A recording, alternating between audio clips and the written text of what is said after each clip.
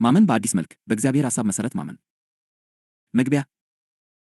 ተወዳጆች ሆይ ዛሬ ልባችሁንና መንፈሳችሁን ለሚለውጥ ታላቅ መለኮታዊ ምስጢር ራሳችሁን አዘጋጁ። ይህ ምስጢር እግዚአብሔር በፍቅሩ በጥበቡና በጽድቁ መካከል ያለውን ፍጹም ስምምነት የገለጠበት ጥልቅ እውነት ነው። እግዚአብሔር ፍጹም ጻድቅና ቅዱስ አምላክ በመሆኑ በባህሪው ውስጥ ምንም አይነት ዓመፃ የለበትም። የሚያደርገውና የሚወስነውም ነገር ሁሉ ከዚህ ጽድቁ የሚመነጭ ነው።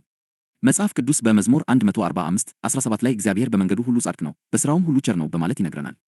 ይህ ማለት እግዚአብሔር ጽድቅንና ኃጢአትን እኩል አድርጎ ሊመለከት አይችልም። ፍትሑ መልካም የሆነው እንዲሸለም፣ ክፉ የሆነው ደግሞ እንዲፈረድበት ይጠይቃል።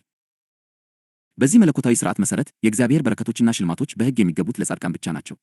በመዝሙር 84:11 ላይ እንደተጻፈው እግዚአብሔር አምላክ ፀሐይና ጋሻ ነውና እግዚአብሔር ሞገስንና ክብርን ይሰጣል፣ በቅንነት የሚሄዱትን ከመልካም ነገር አያሳጣቸውም። በምሳሌ 10:6 ላይ ደግሞ በረከት በጻድቅ ራስ ላይ ነው ተገልጿል። ነገር ግን እዚህ ጋር ለሰው ልጅ ትልቅ ችግር ይፈጠራል። ምክንያቱም መጽሐፍ ቅዱስ በሮሜ 3:10 ላይ ጻድቅ የለም አንድ ስንኳ በማለት ይፈርዳል። በሮሜ 3:23 ላይ ደግሞ ሁሉ ኃጢአትን ሰርተዋልና የእግዚአብሔርን ክብር ጎድሏቸዋል ይላል። ስለዚህ በገዛ ጥረታችን የእግዚአብሔርን በረከቶች ለመቀበል የሚያስችል የጽድቅ መስፈርት የለን። እግዚአብሔር ግን በዚህ አጣብቂኝ ውስጥ የሚገርም መፍትሄ አዘጋጅ።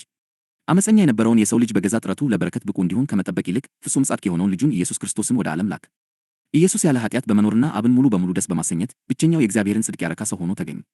በማቴዎስ 3:17 ላይ አብ ከሰማይ ሆኖ በእርሱ ደስ የሚለኝ የምወደው ልጄ ይህ ነው በማለት የመሰከረለት ለዚህ ነው። በዚህም ምክንያት የሰማይ በረከት፣ ክብርና ርስት ሁሉ በሕግ ለኢየሱስ ብቻ ይገባል። ታዲያ ታላቁ የምሥራች የሚጀምረው እዚህ ጋር ነው። እግዚአብሔር ርስቱ የክርስቶስ ብቻ እንዲሆን አልፈለገም፣ ይልቁንም ሰዎች በልጁ ጽድቅና ርስት እንዲካፈሉ በእምነት የሚገኝ መንገድ አዘጋጅ። ኢየሱስን መቀበል ማለት እርሱን እንደ አዳኝ ብቻ መቀበል ሳይሆን የማንነቱን ሙላት ሁሉ ማቀፍ ማለት ነው። ይህም ጽድቁን፣ ክብሩን፣ ድሉንና እንደ እግዚአብሔር ልጅነቱ ያለውን መብት ሁሉ ያጠቃልላል። በ2 ቆሮንቶስ 5:21 ላይ እንደተገለጸው እኛ በእርሱ ሆነን የእግዚአብሔር ጽድቅ እንሆን ዘንድ ኃጢአት ያላወቀውን እርሱን ስለኛ ኃጢአት አደረገው። ይህ በሌላ ሰው ጽድቅ ላይ ተመስርቶ ዋጋን የመቀበል መርህ በመጽሐፍ ቅዱስ ውስጥ በጥልቀት ስር የሰደደ ነው። በማቴዎስ 10:40-41 ላይ እንዲህ እናነባለን፣ እናንተን የሚቀበል እኔን ይቀበላል፣ እኔንም የሚቀበል የላከኝን ይቀበላል። ነቢይን በነቢይ ስም የሚቀበል የነቢይን ዋጋ ይወስዳል፣ ጻድቅንም በጻድቅ ስም የሚቀበል የጻድቁን ዋጋ ይወስዳል። እናንተም ጻድቁን ኢየሱስን በእምነት ስትቀበሉ ለእርሱ የሚገባውን ዋጋ ተካፋይ ትሆናላችሁ። እምነት የሰማይን የበረከት መዝገቦች የሚከፍተው ቁልፍ ነው። በዕብራውያን 11:6 ላይ ያለ እምነትም ደስ ማሰኘት አይቻልም፣ ወደ እግዚአብሔር የሚደርስ እግዚአብሔር እንዳለ ለሚፈልጉትም ዋጋ እንዲሰጥ ያምን ዘንድ ያስፈልገዋልና የሚል ማሳሰቢያ ተሰጥቶናል። በዮሐንስ 1:11-12 ላይ ደግሞ የእርሱ ወደ ሆነው መጣ፣ የገዛ ወገኖቹም አልተቀበሉትም። ለተቀበሉት ሁሉ ግን በስሙ ለሚያምኑት ለነርሱ የእግዚአብሔር ልጆች የሆኑ ዘንድ ሥልጣንን ሰጣቸው ይላል። ይህ የማንነታችሁ ጥልቅ ለውጥ ነው። በእምነት ወደ አዲስ እውነታ ትገባላችሁ። ይህም የኢየሱስ የልጅነት መብቶች የእናንተ የሚሆኑበት እውነታ ነው። ለማይገባቸው ለሚሰማቸው ወይም ፍጹም ለመሆን ለሚታገሉ ሰዎች ይህ እጅግ ታላቅ የምሥራች ነው። በሮሜ 4:3 ላይ አብርሃም እግዚአብሔርን አመነ ጽድቅም ሆኖ ተቆጠረለት እንደሚለው የእናንተም ጽድቅ በእግዚአብሔር ተስፋ ላይ ባላችሁ እምነት ላይ የተመሠረተ ነው። በ1 ዮሐንስ 5:4 እንደሚለው ከእግዚአብሔር የተወለደ ሁሉ ዓለምን ያሸንፋልና ዓለምንም የሚያሸንፈው እምነታችን ነው። ኢየሱስ አስቀድሞ ያገኘው ድል በእምነት የእናንተ እንዲሆን ተሰጥቶችኋል። በመጨረሻም እውነተኛ ማመን ማለት አሮጌው ማንነታችሁ ሞቶ የእግዚአብሔር ልጅ ሕይወት የእናንተ ሕይወት የሚሆንበት መለኮታዊ ልውውጥ ነው። በየቀኑ ጠዋት ስትነሱ እኔ በክርስቶስ ነኝ፣ ሕይወቱ ሕይወቴ ነው ብላችሁ ማወጅ አለባችሁ። በገላትያ 2:20 እንደሚለው ከክርስቶስ ጋር ተሰቅያለሁ፣ እኔም አሁን አልኖርም፣ ክርስቶስ ግን በእኔ ይኖራል። አሁንም በሥጋ የምኖርበት ኑሮ በወደደኝና ስለ እኔ ራሱን በሰጠው በእግዚአብሔር ልጅ ላይ ባለ እምነት የምኖረው ነው። ልጁ ያለው ሁሉ አለው። ስለዚህ በ1 ዮሐንስ 5:12 መሠረት ልጁ ያለው ሕይወት አለው፣ የእግዚአብሔር ልጅ የሌለው ሕይወት የለውም። በእርሱ በማመን እርሱ የሆነውንና ያከናወነውን ሁሉ ተቀብላችሁ በክብር ተመላለሱ። ማመን ማለት ምን ማለት ነው?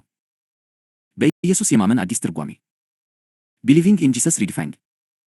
በኢየሱስ ማመን ማለት እርሱ አዳኝ፣ ቤዛ፣ ከድንግል ማርያም የተወለደ የእግዚአብሔር ልጅ መሆኑን እንዲሁም እርሱ በሥላሴ ውስጥ ሁለተኛው አካል መሆኑን ማመን ብቻ አይደለም፣ ምንም እንኳ እነዚህ ሁሉ እውነት ቢሆኑም። እነዚህን ነገሮች ብቻ ማመን መጽሐፍ ቅዱሳዊ የሆነውን የእውነተኛ እምነት ትርጉም ካልተረዳን በቀር ክብርን፣ መዳንና ድልን አያመጡም። ኢየሱስ እነዚህ ሁሉ ቢሆንም እኛን በትክክል የሚያድነን ግን ከእርሱ ጋር በሕይወት የሚያገናኘን የሚያዋህደንና አንድ የሚያደርገን እውነተኛው የማመን ትርጉም ነው። ይህም ራሳችንን እርሱ እንዳለ አድርገን እንድናይና የርስቱ ተካፋይ እንድንሆን ያደርገናል። እኛ እንደምናስበው ማመን ማለት አንድ ነገር እውነት መሆኑን መቀበል ብቻ አይደለም፣ ከዚህ እጅግ የጠለቀ ነው። ኢየሱስ ያስተማረውን የማመን ሁኔታ ስትመለከቱ ማመን ማለት ወደ እግዚአብሔር ልጅ ወደ ኢየሱስ ክርስቶስ ሕይወት፣ እውነታ፣ ተሞክሮና የሕይወት ታሪክ ውስጥ መግባት መሆኑን በቀላሉ ትረዳላችሁ። የእግዚአብሔር ቃል እንዲህ ይላል፣ በእርሱ የሚያምን ሁሉ የዘላለም ሕይወት እንዲኖረው እንጂ እንዳይጠፋ እግዚአብሔር አንድያ ልጁን እስኪሰጥ ድረስ ዓለሙን እንዲሁ ወዶአልና። የዮሐንስ ወንጌል 3:16። ይህ የሚያሳየው ማመን አንድ ሰው የእግዚአብሔርን ልጅ ሕይወት እንደገዛ ሕይወቱና ማንነቱ አድርጎ እንዲቀበል እንደሚያደርገው ነው። በዚህ መልኩ እምነት ወይም ማመን አንድ ነገር እውነት መሆኑን ከማመን ያለፈ ነው። እርሱ ከክርስቶስ አካል ጋር በተግባር መዋሃድና መታወቅ ነው። ስለዚህ ማመን ከተፈጥሯዊ ሕይወት ካገኘነው እኔነት በላይ የሆነ አዲስ እኔነትን መቀበልና የኢየሱስን ዘላለማዊ እኔነት በራስ ላይ መውሰድ ማለት ነው። እምነት የተሰጠው ለጥፋትና ለሞት ተገዢ የሆነውን አሮጌ ማንነትህን ለመለወጥና በኢየሱስ ሕይወት ውስጥ ወደሚገኝ አዲስ ማንነት ለመግባት ነው። እግዚአብሔር የሰጠህ የልጁን አካል ነው። እርሱም የዘላለም ሕይወት የሚባል የተለየና የላቀ ሕይወት አለው። እግዚአብሔርም የዘላለምን ሕይወት እንደሰጠን ይህም ሕይወት በልጁ እንዳለ ምስክሩ ይህ ነው። አንደኛ ዮሐንስ መልእክት 5:11። በኢየሱስ በሆነው በዚህ አዲስ ሕይወት ውስጥ ጥፋት ወይም መርከስ የለም፣ ይልቁንም በረከት፣ አቅርቦትና ለእግዚአብሔር ልጅ የሚገባው ሁሉ እንጂ። ልጁ ያለው ሕይወት አለው፣ የእግዚአብሔር ልጅ የሌለው ሕይወት የለውም። አንደኛ ዮሐንስ መልእክት 5:12 የኢየሱስ ሕይወት ፍጹም ነው፣ አብም ሁሉ ነገር የሰጠው ለልጁ ብቻ ነው። ሁሉ ከአባቴ ዘንድ ተሰጥቶኛል። የማቴዎስ ወንጌል 11:27 መልካም ነገሮች ሁሉ የሚኖሩት በልጁ ውስጥ ብቻ ነው።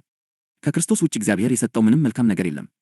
የመለኮቱ ኃይል በገዛ ክብሩና በበጎነቱ የጠራንን በማወቅ ለሕይወትና ለእግዚአብሔር ፍርሃት የሚሆነውን ሁሉ ስለሰጠን። ሁለተኛ የጴጥሮስ መልእክት 1:3 የእርሱ የሆነውን ሁሉ ተካፋይ የምንሆነው ያ ልጁ ሲኖረን ብቻ ነው። ምክንያቱም እግዚአብሔር ሁሉን የሰጠው ለአንድያ ልጁ ብቻ ነው።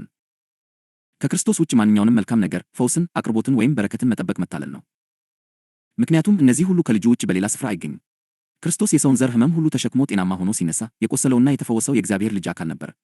በእውነት ደዌያችንን ተቀበለ፣ ሕመማችንን ተሸከመ። በእርሱም ቁስል እኛ ተፈወስን። የኢሳይያስ ትንቢት 53:4-5 ስለዚህ እኛ የምንፈልገው ፈውስና ጤንነት በመጀመሪያ በእኛ ተሞክሮ ውስጥ ሳይሆን በትንሣኤው ኢየሱስ ክርስቶስ ውስጥ ነው። እግዚአብሔር የፈወሰው እርሱን ነው። ስለዚህ እግዚአብሔር ለዓለም ሊሰጥ የሚፈልገው ጤንነት በልጁ ውስጥ ነው። ፈውስና ጤንነት ካስፈለገህ በልጁ ውስጥ ፈልገው፣ ምክንያቱም የምትፈልገው ጤንነት እውነታና እውነት በእርሱ ውስጥ ነው። እግዚአብሔር የቤዛነትን በረከቶች ሁሉ በልጁ ውስጥ አኑሯል። ማመን አሮጌውን ሰው በመካድ ራሳችንን እርሱ እንዳለ አድርገን እንድንመለከትና በድሉ በርስቱና በንብረቱ ተካፋይ እንድንሆን ያደርገናል። ለዚህ ነው ቃሉ እርሱ እንደሆነው እኛም ደግሞ በዚህ ዓለም ሳለን እንደ እርሱ ነንና አንደኛ ዮሐንስ መልእክት 4:17 የሚለው። በማመን አሮጌውን እኔነትን ትክዳለህ፣ ወደ አዲሱና የእግዚአብሔር ልጅ በሆነው እኔነት ውስጥ ትገባለህ። በኢየሱስ ማመን ማለት አሁን በእርሱ ውስጥ እንዳለህ የእርሱ አካልና ከእርሱ ጋር አንድ እንደሆንክ ማመን ነው። አሮጌውንና ጠፊውን ማንነትህን በክርስቶስ ባለው አዲስ ማንነት ስትለውጥ በክርስቶስ እውነት የሆነው ሁሉ በአንተም እውነት ይሆናል። ምክንያቱም በእምነት ከእርሱ ሕይወትና ማንነት ጋር ተባብረሃልና። ከጌታ ጋር የሚተባበር ግን አንድ መንፈስ ነው። አንደኛ ወደ ቆሮንቶስ ሰዎች 6:17 ስለዚህ እምነት አሮጌውንና የረከሰውን ማንነት ለመካድና በክርስቶስ የተሰጠህን ሁሉ ለመለማመድ የምትጠቀምበት መንገድ ነው። የእግዚአብሔር ቃል ለገዛ ልጁ ያልራራለት ነገር ግን ስለ ሁላችን አሳልፎ የሰጠው ከእርሱ ጋርስ ሁሉ ነገር እንዲያው እንዴት አይሰጠንም? ወደ ሮሜ ሰዎች 8:32 ይላል። እግዚአብሔር ልጁ ሲሰጥህ ሁሉ ነገር ሰጥቶሃል፣ ምክንያቱም ሁሉ ለክርስቶስ ተሰጥቷልና። ማመንህ በዚህ መልኩ ከተረዳኸው ከእግዚአብሔር የሆነ ነገር ለመቀበል መታገልህን ታቆማለህ። የእግዚአብሔርን ልጅ በእምነት ከተቀበልክና አዲሱን ማንነትህን የክርስቶስ ማንነት ካደረግህ የእግዚአብሔር ልጅ የመሆንን ደረጃ ትወርሳለህ። በክርስቶስ ኢየሱስ በማመን ሁላችሁ የእግዚአብሔር ልጆች ናችሁና ወደ ገላትያ ሰዎች 3:26 እምነትህ ከክርስቶስ ጋር የመዋሃድ እምነት ከሆነ በኢየሱስ ዘላለማዊ ሕይወት ውስጥ ያለውን ተሞክሮ ሁሉ የመካፈል መብት አለህ። ለተቀበሉት ሁሉ ግን በስሙ ለሚያምኑት ለነርሱ የእግዚአብሔር ልጆች የሆኑ ዘንድ ሥልጣንን ሰጣቸው። የዮሐንስ ወንጌል 1:12 በእርሱ የሚያምኑ የእግዚአብሔር ልጆች የመሆን መብት የተሰጣቸው ከእርሱ ጋር በማንነት አንድ ስለሚሆኑ ነው። እርሱ የእግዚአብሔር ልጅ ስለሆነ አንተም በማመን ከእርሱ ጋር ስትዋሃድ የእግዚአብሔር ልጅ መሆን መብትህ ነው። ስለዚህ በኢየሱስ ስም ማመን የአንድ ጊዜ ውሳኔም የሁልጊዜም የሕይወት ሂደት ነው። ማንኛውም ሰው መጀመሪያ በእምነት ይድናል፣ ጻድቅ የሆነውም ሰው በእምነት ይኖራል። በጸጋ በእምነት ድናችኋልና ይህም የእግዚአብሔር ስጦታ ነው እንጂ ከእናንተ አይደለም፣ ማንም እንዳይመካ ከሥራ አይደለም። ወደ ኤፌሶን ሰዎች 2:8-9 ጻድቅ በእምነት እንደሚኖር ተጽፏል። ወደ ሮሜ ሰዎች 1:17 ጻድቅ ሰው በእምነት በመኖር ክብሩን ይለማመዳል። እምነትን በዚህ መንገድ መረዳት የእግዚአብሔር ልጅ ለሆነው ለክርስቶስ የሚገባውን ሁሉ እንድንካፈል ያደርገናል። በኢየሱስ ማመን ማለት ከእርሱ ጋር ያለንን አንድነት በማወቅ በእርሱ መኖር ማለት ነው። ኢየሱስ በእኔ እመኑ የዮሐንስ ወንጌል 14:1 ሲል በእኔ ኑሩ፣ የእኔን ማንነት ይዛችሁ እኔ ያለኝና የሆንኩትን ተካፈሉ ማለቱ ነው። ኢየሱስ እውነት እውነት እላችኋለሁ በእኔ የሚያምን የዘላለም ሕይወት አለው የዮሐንስ ወንጌል 6:47 ብሏል። ማመን ማለት የኢየሱስን ሕይወት መያዝ ነው። መሆን ቢይንግ የማድረግ የመኖርና የመለማመድ መሠረት ነው። ይህ የእግዚአብሔር አቀፋዊ ሕግ ነው። በልቡ እንደሚያስብ እርሱ እንዲሁ ነውና የምሳሌ መጽሐፍ 23:7 የሆንኩት ይህ ነው ብለህ የምታምነው ነገር የምታደርገውንና የምትለማመደውን ይወስናል። እኔነቴ እርሱ እንዳለ ነው ብለህ ስታምን ሕይወትህና ተሞክሮህ ከክርስቶስ ሕይወት ይወጣሉ። አብ የሰጣቸው መልካም ነገሮች ሁሉ በክርስቶስ ስላሉ በማመን በክርስቶስ ማንነት ስትኖር እነዚያ ነገሮች ተሞክሮህ ይሆናሉ። ክርስቶስ አሁን ሕይወትህና አዲሱ ማንነትህ መሆኑን ካላመንክ በቀር የእግዚአብሔር ልጅ ያለውን ነገር ልታገኝ አትችልም። በኢየሱስ መጀመሪያ ስታምን ለጥፋት፣ ለበሽታ፣ ለድህነትና ለሞት ተገዢ የሆነውን አሮጌውን ሰው ለዘላለም ክደሃል። አሮጌው ሰዋችን ከእርሱ ጋር እንደተሰቀለ እናውቃለን። ወደ ሮሜ ሰዎች 6:6 እነዚህ አሉታዊ ነገሮች በትንሣኤው ክርስቶስ ውስጥ የሉም። አንተም በእርሱ ውስጥ ከሆንክ ከእነዚህ ሁሉ ለዘላለም ነፃ ወጥተሃል። እንግዲህ ልጁ አርነት ካወጣችሁ በእውነት አርነት ትወጣላችሁ። የዮሐንስ ወንጌል 8:36 ከእነዚህ አሉታዊ ነገሮች በትክክል የሚያድንህ በክርስቶስ ያለህን ስፍራና ማንነት ሁልጊዜ በእምነት ማወቅ ነው። እውነተኛ ማመን ማለት ይህ ነው። እምነትህ በዚህ መልኩ ከተረዳኸውና ከተጠቀምክበት የአሮጌው ሰው የሆኑ አሉታዊ ነገሮች በአንተ ላይ የሚገለጡበት መንገድ የለም። እግዚአብሔር የማመን ኃይልን የሰጠህ ልጁንና ለልጁ የተሰጠውን ሁሉ እንድትወርስ ነው። የፍጥረት ናፍቆት የእግዚአብሔርን ልጆች መገለጥ ይጠባበቃልና ወደ ሮሜ ሰዎች 8:19 ጻድቅ በእምነት ይኖራል። እምነት በዚህ መንገድ ሊረዳ ይገባል። ማመን እግዚአብሔር አንድ ነገር እንዲያደርግልን የምንጠቀምበት ዘዴ፣ ቴክኒክ አይደለም። በጸሎታችን መጨረሻ የኢየሱስን ስም ስለጠራ ብቻ የእግዚአብሔርን ዓላማ የሚፈጽም እውነተኛ ማመን አይሆንም። እግዚአብሔር የሚያስፈልጉትን ነገሮች ሁሉ አስቀድሞ ለልጁ ሰጥቷል። አምላኬም እንደ ባለጠግነቱ መጠን በክብር በክርስቶስ ኢየሱስ የሚያስፈልጋችሁን ሁሉ ይሞላባችኋል። ወደ ፊልጵስዩስ ሰዎች 4:19 በክርስቶስ የሚለውን ሐረግ ልብ በሉ። እግዚአብሔር ያስቀመጠው በልጁ ውስጥ ነው። በክርስቶስ ያለህን ስፍራ አስታውቅ። የሚያስፈልግህን ሁሉ መቀበል መብትህ ነው። ሁሉ የእናንተ ነውና። ዓለም ቢሆን ሕይወት ቢሆን ሞት ቢሆን ያለው ቢሆን የሚመጣው ቢሆን ሁሉ የእናንተ ነው። እናንተም የክርስቶስ ናችሁ፣ ክርስቶስም የእግዚአብሔር ነው። አንደኛ ወደ ቆሮንቶስ ሰዎች 3:21-23 እንዲህ ያለው ማመን በኢየሱስ ስም የምትለምነውን ሁሉ ይሰጥሃል። በእርሱ ስታምን ኢየሱስ ስሙን ስምህ እንዲሆን ሰጥቶሃል። የኢየሱስ ስም እንዲኖርህ ማድረግ ማለት በራሱ በኢየሱስ ስም መታወቅና መለየት ማለት ነው። የኢየሱስ ስም እግዚአብሔር የሰጠ ዕቃ ሳይሆን ስምህና ማንነትህ ነው። በጸሎትህ የኢየሱስን ስም ስትጠራ ከእርሱ ጋር ያለህን አንድነት እያረጋገጥክ ነው። እግዚአብሔር አብን በእርሱ እያመሰገናችሁ በቃል ቢሆን ወይም በሥራ የምታደርጉትን ሁሉ በጌታ በኢየሱስ ስም አድርጉት። ወደ ቆላስይስ ሰዎች 3:17 በስሙ ለመኖር ስትመርጥ እንደ ተራ ሰው የነበረህን አሮጌ ስም ትተሃል። ለዚህ ነው ቃሉ የክርስቶስ ፍቅር ግድ ይለናልና አንዱ ስለ ሁሉ ሞተ፣ እንግዲያስ ሁሉ ሞቱ። በሕይወትም ያሉት ስለ እነርሱ ለሞተውና ለተነሳው እንጂ ወደፊት ለራሳቸው እንዳይኖሩ ስለ ሁሉ ሞተ። ስለዚህ እኛ ከአሁን ጀምሮ ማንንም በሥጋ አናውቅም። ስለዚህ ማንም በክርስቶስ ቢሆን አዲስ ፍጥረት ነው፣ አሮጌው ነገር አልፈዋል፣ እነሆ ሁሉ አዲስ ሆነዋል። ሁለተኛ ወደ ቆሮንቶስ ሰዎች 5:14-17 የሚለው ኢየሱስ የአሮጌውን ሰው መልክ ይዞ የሞተው አንተ ለአሮጌው ማንነትህ ሞተህ በትንሣኤው አዲስ ፍጥረት እንድትሆን ነው። ማመንህ በዚህ ደረጃ ላይ ያለህን ስፍራ ማወቅ ነው። እርሱ የእግዚአብሔር ልጅ ስለሆነ አንተም በእርሱ ውስጥ ከሆንክ የእግዚአብሔር ልጅ ነህ። ያ መንፈስ ራሱ ከመንፈሳችን ጋር የእግዚአብሔር ልጆች መሆናችንን ይመሰክራል።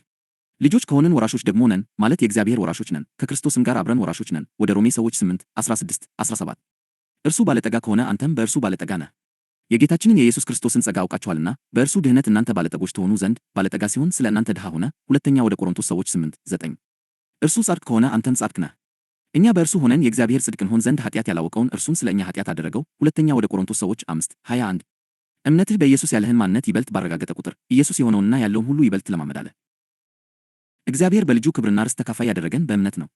በክርስቶስ ኢየሱስ በማመን ሁላችሁ የእግዚአብሔር ልጆች ናችሁና ከክርስቶስ ጋር አንድ ትሆኑ ዘንድ የተጠመቃችሁ ሁሉ ክርስቶስን ለብሳችኋልና። ወደ ገላትያ ሰዎች 3:26-27 ከክርስቶስ ጋር ተሰቅያለሁ፣ እኔም አሁን ሕያው ሆኜ አልኖርም፣ ክርስቶስ ግን በእኔ ይኖራል። አሁንም በሥጋ የምኖርበት ኑሮ በወደደኝና ስለ እኔ ራሱን በሰጠው በእግዚአብሔር ልጅ ላይ ባለ እምነት የምኖረው ነው። ወደ ገላትያ ሰዎች 2:20 ዮሐንስም የእግዚአብሔር ልጅ ስም በምታምኑ እናንተ የዘላለም ሕይወት እንዳላችሁ ታውቁ ዘንድ ይህን ጽፌላችኋለሁ። አንደኛ ዮሐንስ መልእክት 5:13 ብሏል። በእግዚአብሔር ልጅ ስም ማመን ማለት ከእርሱ ጋር በማንነት አንድ በመሆን በእርሱ ሕይወት መኖር ማለት ነው። በእግዚአብሔር ልጅ ስም ማመን ማለት በራስና በሚጠፋው ተፈጥሯዊ ማንነትህ ማመንን ማቆም ማለት ነው። በኢየሱስ ማመን ማለት ራስህን በክርስቶስ ውስጥ ማየትና ከዚያ ማንነት መኖር ነው። እውነተኛ ድልንና ክብርን የሚሰጠው እውነተኛው የማመን ትርጉም ይህ ነው። ኢየሱስ እውነት እውነት እላችኋለሁ በእኔ የሚያምን እኔ የማደርገውን ሥራ እርሱ ደግሞ ያደርጋል፣ ከዚህም የሚበልጥ ያደርጋል። የዮሐንስ ወንጌል 14:12 ሲል ማመን ስለ እርሱ ያለውን እውነት ከመቀበል በላይ ከእርሱ ጋር በማንነት በመዋሃድ ወደ ክብሩ መግባት መሆኑን እየነገረን ነበር። በመቀጠልም አብም ስለ ልጁ እንዲከበር በስሜ የምትለምኑትን ሁሉ አደርገዋለሁ፣ ማናቸውንም ነገር በስሜ ብትለምኑ እኔ አደርገዋለሁ። የዮሐንስ ወንጌል 14:13-14 አለ። አብ የልጁን የኢየሱስን ጸሎት ሁልጊዜ ይሰማል። አባት ሆይ ስለ ሰማኸኝ አመሰግንሃለሁ፣ ሁልጊዜም እንድትሰማኝ አውቃለሁ። የዮሐንስ ወንጌል 11:41-42 አብ የልጁን ጸሎት የሚሰማ ከሆነ እኛም በእምነት ወደ ክርስቶስ ሕይወት ገብተን በስሙ ስንጸልይ አብ ለልጁ እንደሚመልሰው ሁሉ ለእኛም ጸሎታችን ሳይሳነው ይመልሳል። የኢየሱስ እምነት ክብርና ኃይሉ ይህ ነው።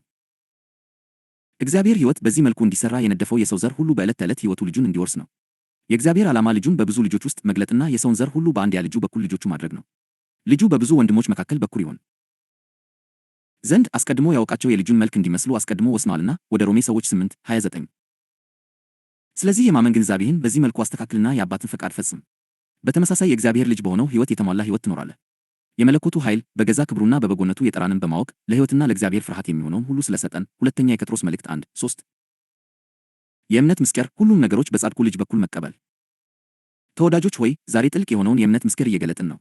ይህ እውነት የእግዚአብሔር ጥበብ፣ የእግዚአብሔር ፍትሕና የእግዚአብሔር ፍቅር በሙሉ ስምምነት እንዴት አብረው እንደሚሰሩ ያሳያል። ቅዱስና ጻድቅ የሆነው አምላክ ጽድቁን ሳይጥስ እንዴት በረከቱን በሰው ልጆች ላይ እንደሚያፈስ ያብራራል። ቀደም ሲል ኃጢአተኞች የነበሩ ሰዎች አሁን በእግዚአብሔር ፊት ተቀባይነት አግኝተው ጸድቀውና ተባርከው እንዴት መቆም እንደሚችሉ ይገልጣል። ይህ ምስጢር ሙሉ በሙሉ በኢየሱስ ክርስቶስ ማንነት ላይ የተመሠረተ ነው። በመጀመሪያ እግዚአብሔር ማን እንደሆነ መረዳት አለብን። እግዚአብሔር ኃያል ብቻ አይደለም። እግዚአብሔር አፍቃሪ ብቻ አይደለም። እግዚአብሔር ደግሞ ፍጹም ጻድቅ ነው። ባህሪው ሙሉ በሙሉ ቅዱስ፣ ሙሉ በሙሉ ትክክለኛና ሙሉ በሙሉ ንጹሕ ነው። የሚያደርገው ነገር ሁሉ ከዚህ ጽድቁ የሚመነጭ ነው።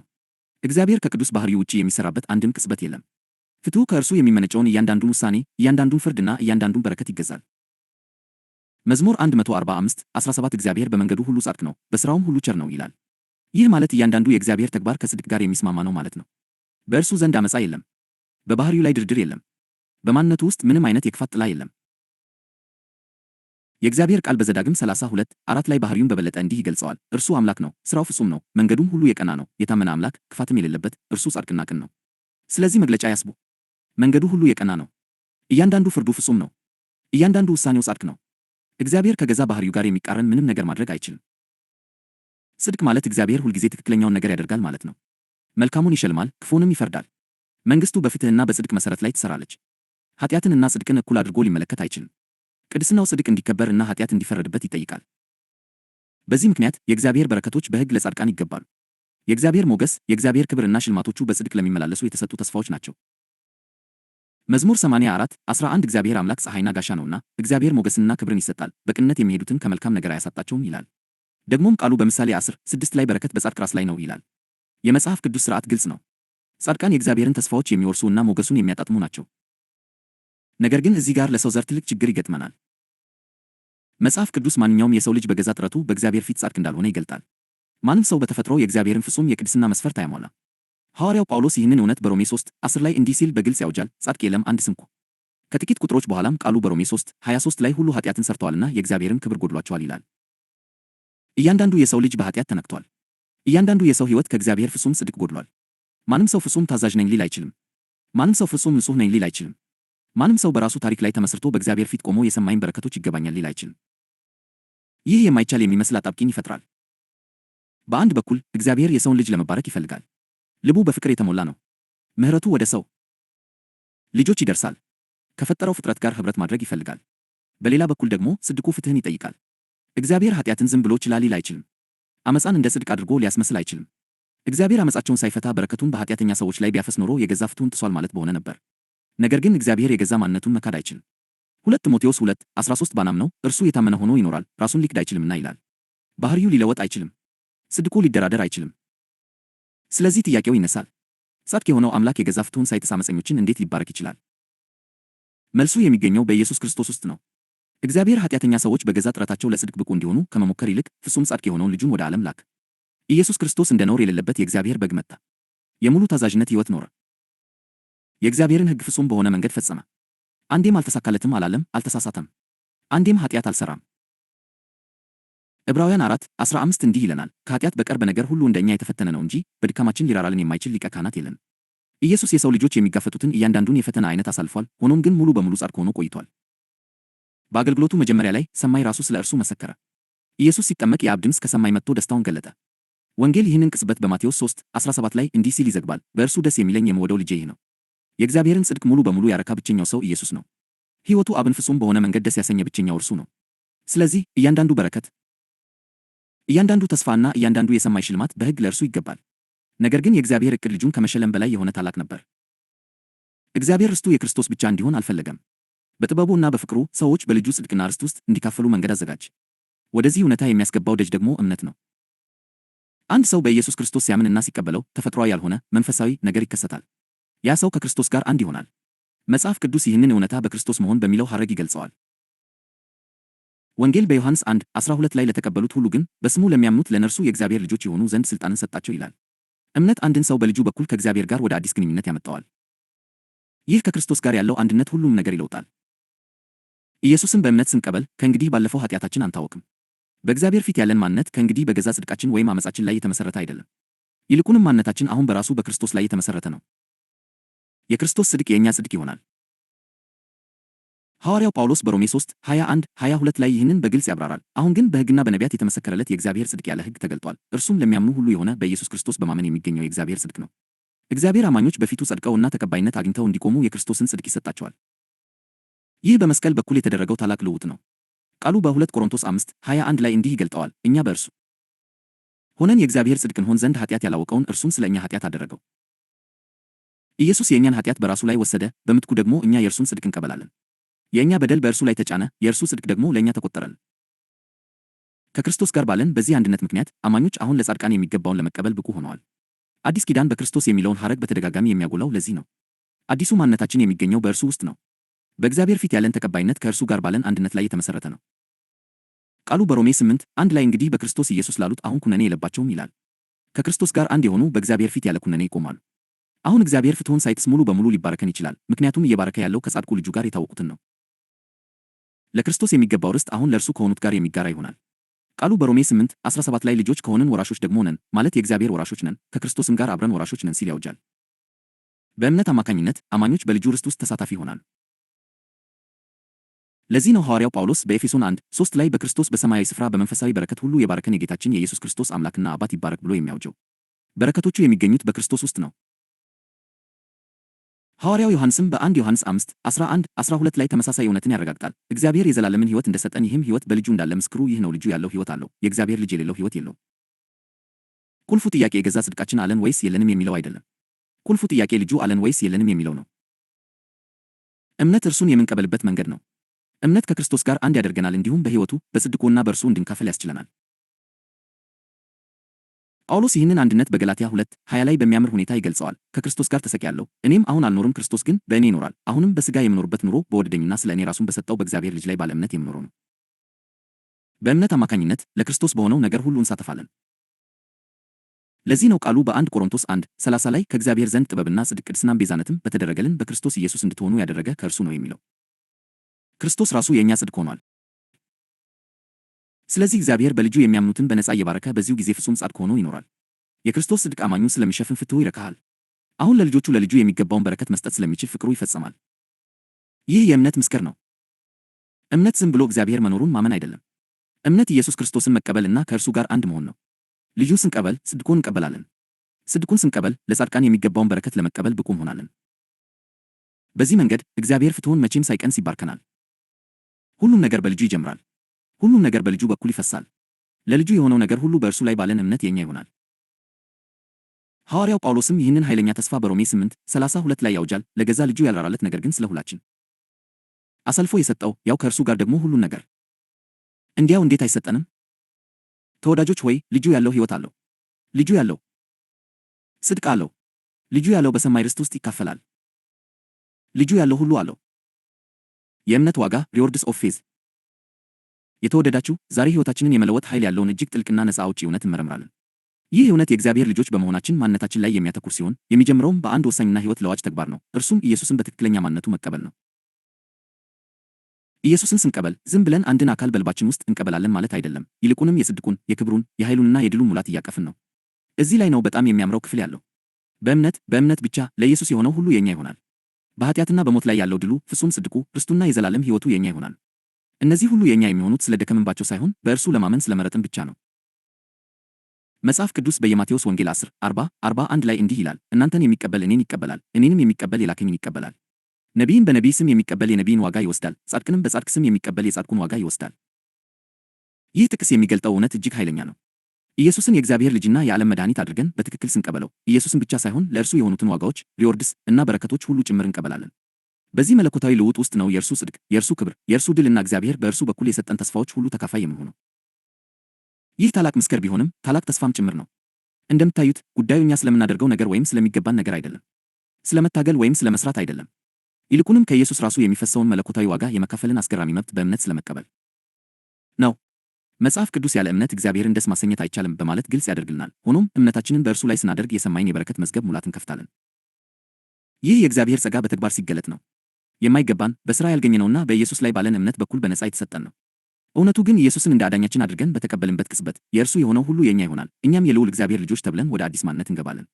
ከእንግዲህ በዚህ ዓለም ውሱንነቶች አንታሰርም። ይልቁንም ወደ ዘላለም ሕይወትና ከዚያ ጋር ለሚመጡ ተስፋዎች ሁሉ አዲስ ልደት ተሰጥቶናል። ወደዚህ እውነት ጠለቅ ብለን ስንገባ በወንጌል ልብ ውስጥ ያለውን አንድ ጥልቅ መርህ መረዳት አስፈላጊ ነው። እኛ የታዘዝነው በሌላ ሰው ጽድቅ፣ ሥልጣን፣ በረከት፣ ተቀባይነትና ክብር እንድንኖር ነው። ያ ሰው ኢየሱስ ክርስቶስ ነው። በሌላ ሰው ማንነትና እርሱ ባለው ነገር ሁሉ እንድንኖር የሚያስችለን እምነት ነው። ኢየሱስ ማን እንደሆነ ማመናችን የእግዚአብሔር ልጅ የመሆንን ዋጋ ሪዎርድስ ሁሉ እንድንቀበል ያደርገናል። ኢየሱስ ራሱ ነቢይን በነቢይ ስም የሚቀበል የነቢይን ዋጋ ይወስዳል፣ ጻድቅንም በጻድቅ ስም የሚቀበል የጻድቁን ዋጋ ይወስዳል። የማቴዎስ ወንጌል 10:41 ባለጊዜ ይህንን የእምነት መርህ ገልጦታል። የእግዚአብሔርን ልጅ መቀበልና በዚያም የእግዚአብሔር ልጅ የሆነውን ዋጋ ሁሉ ማግኘት ምን ያህል የከበረ እንደሆነ እስኪ አስቡት። የእምነት እውነተኛ ትርጉምና ዓላማውም ይኸው ነው። እምነት የኢየሱስን ማንነት እንደ ራሳችን አድርገን እንድንቀበልና የእርሱ የሆነውን ሁሉ እንድንወርስ ያደርገናል። ቃሉ እንደሚለው ለማይሰራ ነገር ግን ኃጢአተኛውን በሚያጸድቅ ለሚያምን እምነቱ ጽድቅ ሆኖ ይቆጠርለታል። ወደ ሮሜ ሰዎች 4:5 በእምነት በኩል ወደ ድል፣ ወደ ጽድቅና ወደ ክብር ሕይወት ተጠርተናል። ይህ እጅግ የእግዚአብሔር ኃይል ለእኛ የሚሠራበትና ከውስጥ ወደ ውጭ የሚለውጠን ሕይወት ነው። ይህ መልእክት ዛሬ በልባችሁ ውስጥ ይረፍ። የእምነት ዋጋ ሪዎርድስ በድካም የምታገኙት ሳይሆን በነፃ የምትቀበሉት መሆኑን ተረዱ። ይህም ከሁሉ በሚበልጠው በእርሱ በማመን እንጂ በሥራ አይደለም። ስለዚህ ልባችንን እንክፈት፣ እውነቱን እንቀበል፣ በክርስቶስ ኢየሱስ የእኛ ወደሆነው ወደዚያ ታላቅ በረከትና ዋጋ ሙሉ በሙሉ እንግባ። ማመን ወደ ኢየሱስ መመልከት ነው። ማመን ማለት ወደ ኢየሱስ መመልከትና በእርሱ ውስጥ እውነት የሆነው ነገር ሁሉ የእኔም እውነታ ነው ብሎ መቀበል ነው። ልጁን የሚያይና የሚያምን ሁሉ የኢየሱስን ሕይወትና ተሞክሮ እንዲካፈል የእግዚአብሔር ፍቃድ ነው። ልጁንም አይቶ በእርሱ የሚያምን ሁሉ የዘላለም ሕይወትን እንዲያገኝ የአባቴ ፍቃድ ይህ ነው፣ እኔም በመጨረሻው ቀን አስነሣዋለሁ። የዮሐንስ ወንጌል 6:40 በትንሣኤው ክርስቶስ ውስጥ እውነት የሆነው ሁሉ የእኛም እውነታና እውነት ነው። እግዚአብሔር እንድንኖርበት የሰጠን ኢየሱስ መንገድና እውነት ሕይወትም እኔ ነኝ፣ በእኔ በቀር ወደ አብ የሚመጣ የለም የዮሐንስ ወንጌል 14:6 ይላል።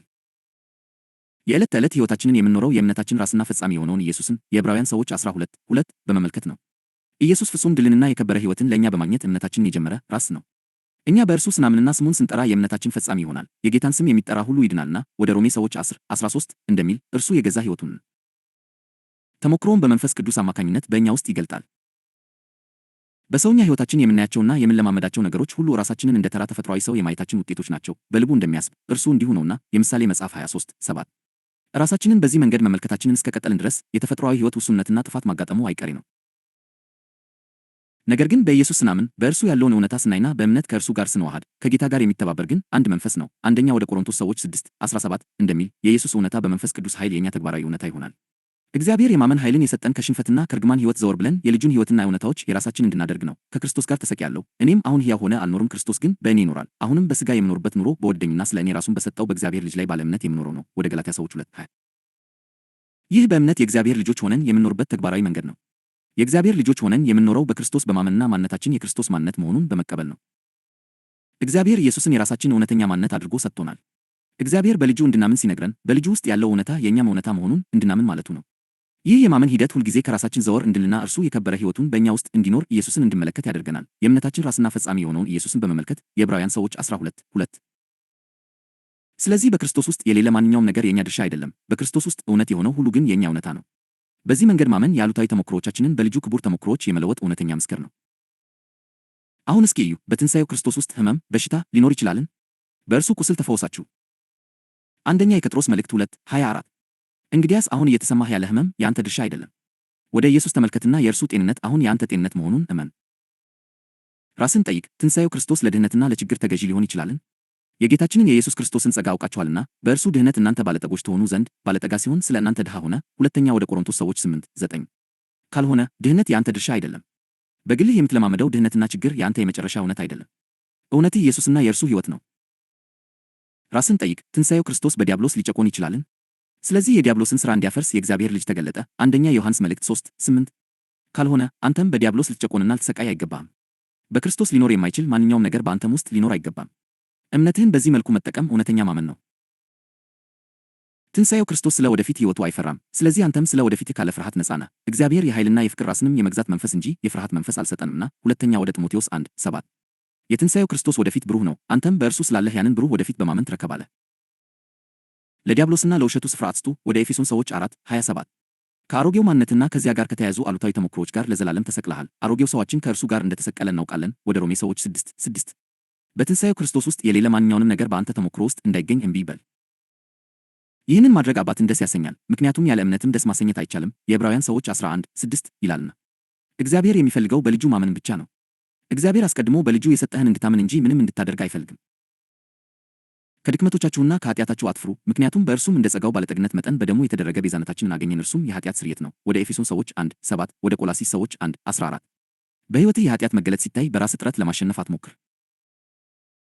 ኢየሱስ ኃጢአትህን ሁሉ በመስቀል ላይ ተሸክሞ ስለ እነርሱ ተቀጣ። እኛ በእርሱ ሆነን የእግዚአብሔር ጽድቅ እንሆን ዘንድ ኃጢአት ያላወቀውን እርሱን ስለ እኛ ኃጢአት አደረገው። ሁለተኛ ወደ ቆሮንቶስ ሰዎች 5:21 ሲነሳም እንደ ኃጢአተኛ ሳይሆን የኃጢአት ስርየትን ያስገኘ የከበረ ልጅ ሆኖ ተነስቷል።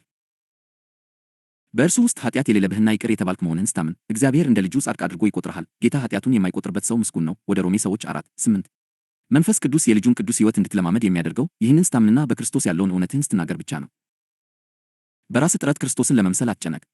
ክርስቶስ ለአንተ በሆነው ነገር ላይ እረፍ። ዝም ብለህ እርሱ እንደሆነው እኛም ደግሞ በዚህ ዓለም ሳለን እንደ እርሱ ነንና። አንደኛ ዮሐንስ መልእክት 4:17 የሚለውን እመን። በእምነት መኖር ማለት ይህ ነው። የማመንም እውነተኛ ትርጉም ይኸው ነው። እግዚአብሔር የሰጠህ የልጁን ስብዕና ነው እንጂ ነገሮችን አይደለም። የተወደዳችሁ ሆይ የእግዚአብሔር መንፈስ ይህንን እውነት በልባችሁ ውስጥ ይቅረጸው። እግዚአብሔር ልጁን ሲሰጥህ ሁሉን ነገር ሰጥቶሃል። እንድትሰበስባቸው የተበታተኑ የበረከት ጥቅሎችን አልሰጠህም። ፈውስን በአንድ በኩል፣ ሰላምን በሌላ በኩል፣ ጥበብን ደግሞ ሌላ ቦታ፣ አቅርቦትንም በሩቅ የሰማይ ማዕዘን አላስቀመጠም። ይልቁንም ሁሉንም በአንድ ክቡር ሕያውና በሚተነፍስ የልጁ ስብዕና ወይም ፐርሰን ውስጥ ሰብስቦታል። ያ የልጁ ስብዕና ወይም ፐርሰን ደግሞ ኢየሱስ ክርስቶስ ነው። የእግዚአብሔር በረከቶች ሁሉ ከእርሱ የተለዩ አይደሉም። ሁሉም በእርሱ ውስጥ የታሰሩ ናቸው። ኢየሱስ ወደ በረከቱ የሚያደርስ መንገድ ብቻ አይደለም፣ እርሱ ራሱ በረከቱ ነው። እርሱ እንዲሁ ሰላምን ብቻ አይሰጥም። በኤፌሶን ሰዎች 2:14 ላይ እርሱ ሰላማችን ነውና እንደሚል እርሱ ራሱ ሰላምህ ነው። እርሱ እንዲሁ ፈውስን ብቻ አያመጣም። በሚልክያስ ትንቢት 4:2 ላይ የጽድቅ ፀሐይ ትወጣላችኋለች፣ ፈውስም በክንፎቿ ውስጥ ይሆናል ተብሎ እንደተጠራ እርሱ ራሱ ፈውስ ነው። እርሱ የጥበብ ሰጪ ብቻ አይደለም። በአንደኛ ወደ ቆሮንቶስ ሰዎች 1:30 ላይ እንደተገለጸው ከእግዚአብሔር ዘንድ ጥበብና ጽድቅ፣ ቅድስናም ቤዛነትም እንዲሆንላችሁ ተሰጥቷል። ለሕይወትና ለዘላለም የምታስፈልጉት ነገሮች ሁሉ አስቀድመው በእርሱ ውስጥ ይገኛሉ። ለዚህ ነው የቆላስይስ ሰዎች 1:16-17 እንዲህ የሚለው በሰማይና በምድር ያሉ የሚታዩና የማይታዩ ሁሉ በእርሱ ተፈጥረዋልና ሁሉ በእርሱና ለእርሱ ተፈጥረዋል። እርሱም ከሁሉ በፊት ነው፣ ሁሉም በእርሱ ተጣብቆ ቆሟል። ሕይወትህ ራሱ ጸንቶ የቆመው በእርሱ ነው። ዕጣ ፈንታህ በእርሱ ውስጥ ተሰውሯል። አቅርቦትህ የሚፈሰው ከእርሱ ነው። ሆኖም እውነተኛ የሚያስፈልገን ብቸኛው ነገር የእግዚአብሔር ልጅ ራሱ አስቀድሞ እንደተሰጠን ሳንረዳ ስንት ጊዜ ስለ ነገሮች ብቻ ጸልየናል። ኢየሱስ በዮሐንስ ወንጌል 16:15 ላይ ለአብ ያለው ሁሉ የእኔ ነው ብሏል። በዮሐንስ ወንጌል 17:10 ላይም ወደ አብ ሲጸልይ የእኔም የሆነ ሁሉ ያንተ ነው፣ ያንተም የእኔ ነው ብሏል። ጳውሎስም በአንደኛ ወደ ቆሮንቶስ ሰዎች 3:23 ላይ እናንተም የክርስቶስ ናችሁ፣ ክርስቶስም የእግዚአብሔር ነው በማለት ይህንን ያስተጋባል። ይህ የቅኔ ቋንቋ አይደለም፣ መለኮታዊ እውነታ ነው። አንተ የክርስቶስ ከሆንክ የአብ የሆነው ሁሉ ያንተ ነው፣ ምክንያቱም አንተ በእርሱ ውስጥ ነህን። ይህንን የወረስከው ረጅም ሰዓት ስለጸለይክ፣ አጥብቀህ ስለጾምክ ወይም ቅዱስ ሥራ ስለሠራህ አይደለም። የወረስከው ከክርስቶስ ጋር ስለተዋሃድህ ነው። በቆላስይስ ሰዎች 3:11 እንደሚለውም ክርስቶስ ሁሉ በሁሉ ነው። የቆላስይስ ሰዎች 2:9-10 እንዲህ ይላል፣ በእርሱ የመለኮት ሙላት ሁሉ በሰውነት ተገልጦ ይኖራልና እናንተም በእርሱ ሆናችሁ ተሞልታችኋል። በእርሱ ውስጥ የጎደለ ነገር የለም። አንተም በእርሱ ውስጥ ከሆንክ በአንተ ውስጥ የጎደለ ነገር የለም። ከኢየሱስ ውጭ ፈውስን መፈለግ ፈዋሹን ማለፍና ችላ ማለት ነው። ከኢየሱስ ውጭ ሰላምን መፈለግ የሰላምን ልዑል ችላ ማለት ነው። ከእርሱ ውጭ ጽድቅን መፈለግ የማይቻለውን መሞከር ነው። እርሱ ወይን ነው፣ እናንተም ቅርንጫፎች ናችሁ። ያለ እርሱ ምንም ልታደርጉ አትችሉም። የዮሐንስ ወንጌል 15:5 በእርሱ ግን ብዙ ፍሬ ታፈራላችሁ፣ ኃይልንም በሚሰጣችሁ በእርሱ ሁሉን ትችላላችሁ። ወደ ፊልጵስዩስ ሰዎች 4:13 ኢየሱስ በማቴዎስ ወንጌል 6:33 ላይ ከሁሉ አስቀድማችሁ የእግዚአብሔርን መንግሥት ጽድቁንም ፈልጉ፣ ይህም ሁሉ ይጨመርላችኋል ያለው ለዚህ ነው። መንግሥቱን መፈለግ ማለት ንጉሥን መፈለግ ማለት ነው። ይህ ንጉሥ ከአንተ የራቀ አይደለም። እርሱ በአንተ ውስጥ ይኖራል። ሕይወቱ በአንተ ውስጥ ይፈሳል። ሰላምን፣ ደስታን፣ አቅርቦትንና ሥልጣንን ጨምሮ በመንግሥቱ ያለው ሁሉ ያንተ ይሆናል፣ ምክንያቱም አንተ ከእርሱ ጋር አንድ ነህን። በሁለተኛ ወደ ቆሮንቶስ ሰዎች 1:20 ላይ እግዚአብሔር የሰጠው የተስፋ ቃል ሁሉ ለእርሱ አዎን ነውና፣ ስለዚህ በእኛ በኩል ለእግዚአብሔር ክብር አሜን የሚባለው በእርሱ ነው ይላል። ተስፋዎቹ አዎን የሚሆኑት በአንተ ጥረት ሳይሆን በእርሱ ነው። የኤፌሶስ ሰዎች 1:3 እግዚአብሔር በክርስቶስ በሰማያዊ ስፍራ በመንፈሳዊ በረከት ሁሉ የባረከን መሆኑን ይናገራል። ይህ ለማግኘት የምትለፋበት ነገር አይደለም፣ አስቀድመህ ያለህ ነገር ነው፣ ምክንያቱም አንተ በክርስቶስ ውስጥ ነህን። ለብዙ ነገሮች ተጨማሪ እምነት አያስፈልግህም። የሚያስፈልግህ ሁሉ በሆነው በኢየሱስ ላይ ያለ እምነት ነው።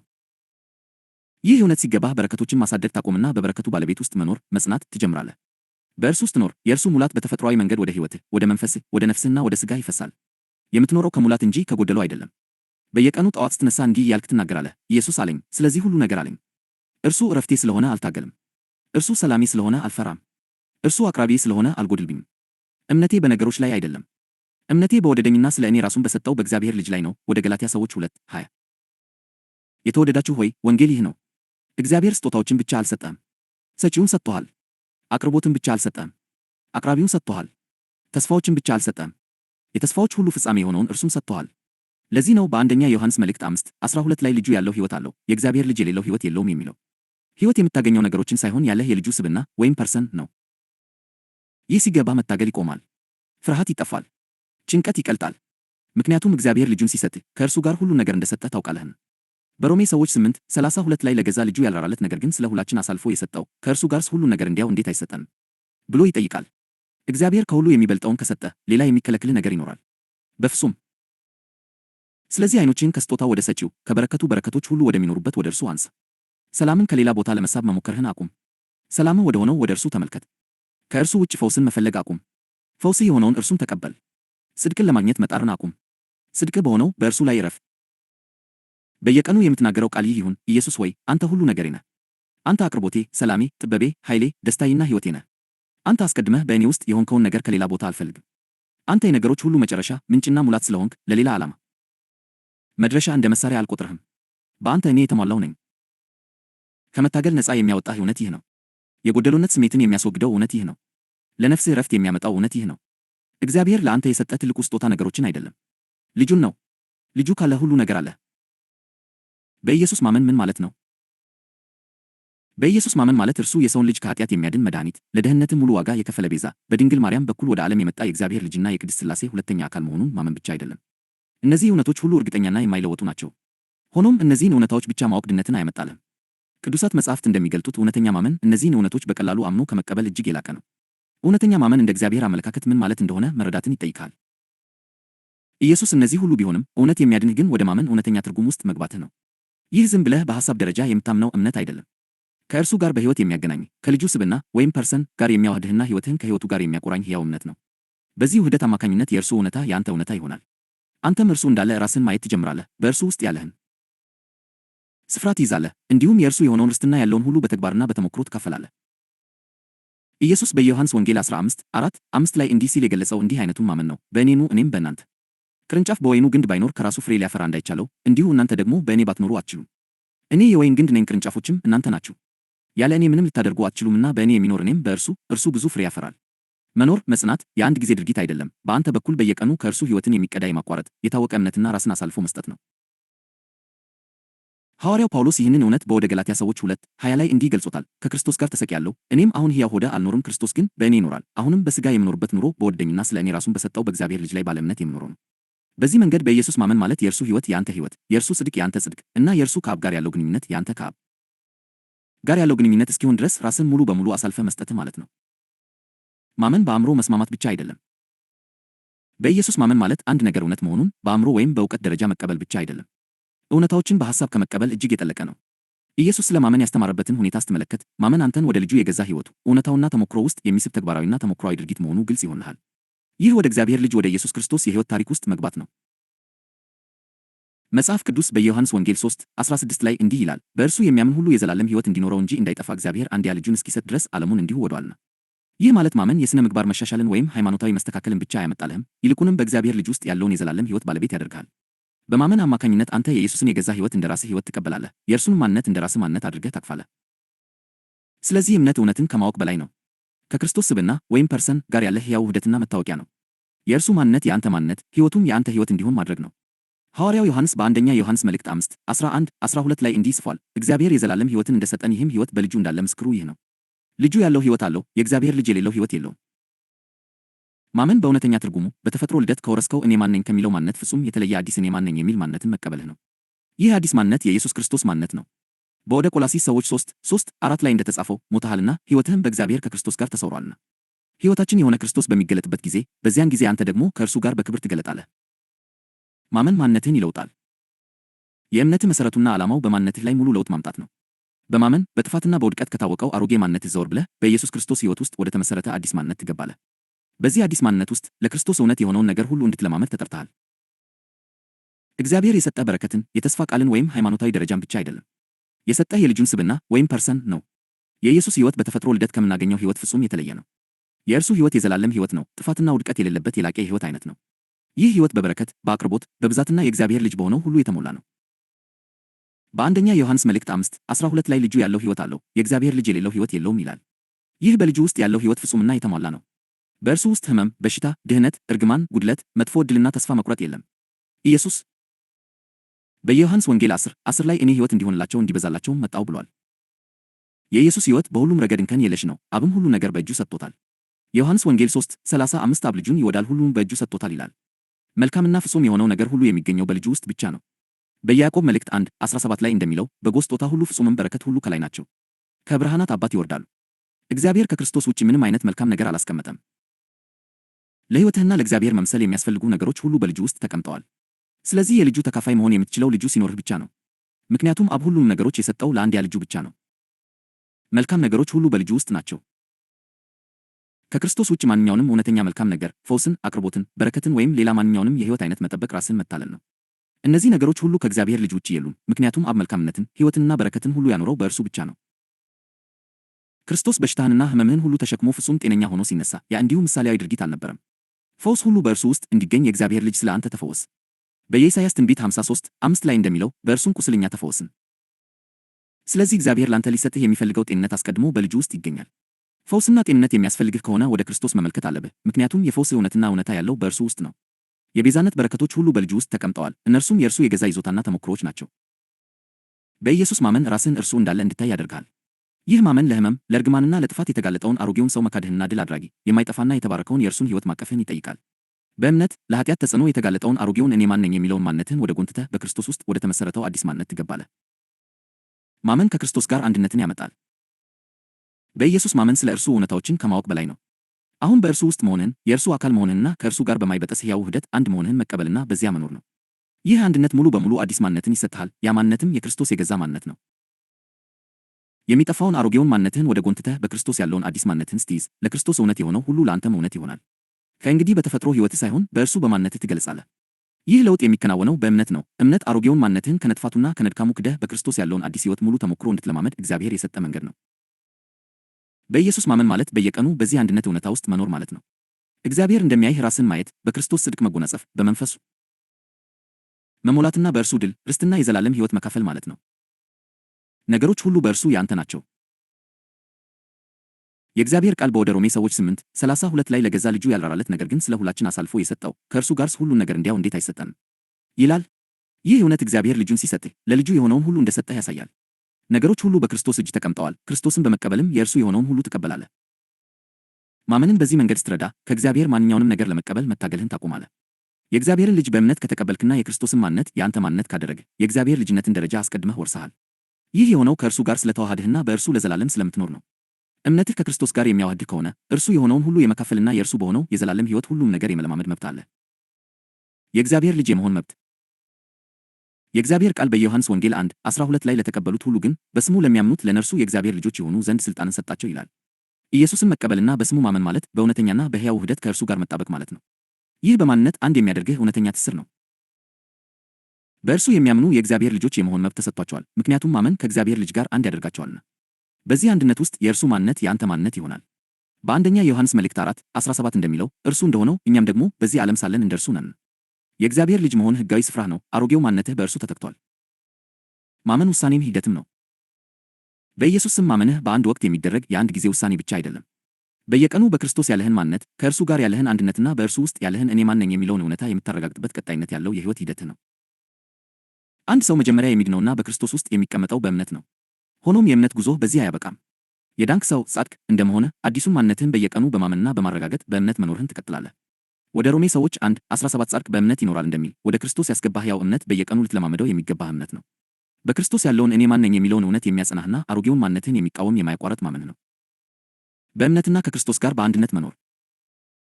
እምነትና ማመን በመጽሐፍ ቅዱሳዊ ትርጉማቸው ሲረዱ የእግዚአብሔር ልጅ በሆነው በክርስቶስ ባለው ነገር ሁሉ ውስጥ ተሳታፊ ያደርጉሃል። እምነት ከእግዚአብሔር ጋር የምትጀምርበት መንገድ ብቻ አይደለም፣ ከክርስቶስ ሕይወት እየቀዳህ በየቀኑ የምትኖርበት መንገድህ ነው። በኢየሱስ ማመን ማለት ከእርሱ ጋር ያለህን አንድነት በማያቋርጥ ሁኔታ በማወቅ በእርሱ መኖርህ ማለት ነው። ኢየሱስ በዮሐንስ ወንጌል 14:1 ላይ በእኔ እመኑ ሲልህ በእርሱ እንድትኖር የእርሱን ማንነት እንደ ራስህ እንድትወስድና እርሱ የሆነውንና ያለውን ሁሉ እንድትካፈል እየጠራህ ነው። በእርሱ ማመን ማለት የገዛ ሕይወቱን በውስጥህ መያዝህ ማለት ነው። በራስህ ማመን ማለት በገዛ ተፈጥሯዊ ሕይወትህ መኖር፣ በራስህ ችሎታ መታመንና በሥጋ ማንነትህ መወሰን ማለት ነው። በሚያምንበት ነገር ሁሉ ይኖራል፣ ሕይወትህም ከዚያ እምነትህ ይወጣል። በኢየሱስ ታምን፣ ኢየሱስ አሁን የአንተ እኔ ማን ነኝ ማንነትህና የሕይወትህ ምንጭ መሆኑን እያወጅህ ነው። መሆን ለኑሮ መሠረት ነው። ቢይንግ ዲተርሚንስ ሊቪንግ። መሆንህ ወይም እኔ ማን ነኝ የሚለውን ማንነትህን አንተም እንደ ክርስቶስ እንደሆንክ ለማመን ስትወስንና ከእርሱ ጋር ስትዋሃድ ሕይወትህ በተፈጥሮ ከእርሱ ሕይወት ይፈሳል። ልጁ ሳይኖርህ የእግዚአብሔር ልጅ የሆኑትን ነገሮች ሊኖሩህ አይችሉም። እርሱ እንዲኖርህ የሚችለው ብቸኛው መንገድ ክርስቶስ አሁን የገዛ ሕይወትህና አዲሱ ማንነትህ መሆኑን በማመንህ ብቻ ነው። ከአሮጌው ሰው ነፃ መውጣት። መጀመሪያ በኢየሱስ ታምንና እርሱም በእርሱ ውስጥ ሲያደርግህ ከአሮጌው ሰው ጋር ሙሉ በሙሉ ተለያይተሃል። አሮጌው ሰው ለጥፋት፣ ለሕመም፣ ለድህነትና ለርግማን ተገዢ ነው። ወደ ክርስቶስ በመግባት የአሮጌ ማንነት ከእንግዲህ ሊገልጽ የሚችለውን መብት ከልክለዋል። እነዚህ አጥፊ ነገሮች በክርስቶስ ውስጥ የሉም። በእውነት በክርስቶስ ካለ ከእነዚህ ለዘላለም ነፃ ወጥተሃል። ከነዚህ አሉታዊ ተሞክሮዎች ነፃ ሆነህ ለመቀጠል ቁልፍ በክርስቶስ ያለህን ስፍራና ማንነት በእምነት ዘወትር ማወቅህ ነው። ማመንህ በዚህ መንገድ ተረድቶ በዕለት ተዕለት ሕይወትህ ላይ ተግባራዊ ከሆነ የአሮጌው ሰው የሆኑት አሉታዊ እውነታዎች በአንተ ውስጥ መገለጫ ያገኙ። የማመን ኃይል። እግዚአብሔር ልጁንና አብ በእርሱ ውስጥ ያኖረውን ሁሉ እንድትይዝ የማመን ኃይልን ሰጥተዋል። በዚህ ቀጣይነት ባለው የእምነት ልምድህ አማካኝነት ወደ ልጁ ሕይወት ሙሉ ሙላትና በእርሱ የራስ ወደ ሆነው ሁሉ እስክትመጣ ድረስ የክርስቶስ የሆነውን ሁሉ መውረስ ትችላለህ። በዚህ ሂደት ነው በምድር ላይ የእግዚአብሔር ልጅ ሆነህ የምትገለጠው። ማመንህ የተሰጠው ጊዜያዊ በረከቶችን ለማግኘት ብቻ ሳይሆን ከክርስቶስ ጋር ባለው ውህደት ለመኖርና የሕይወቱን ሙላት ለመለማመድ ነው።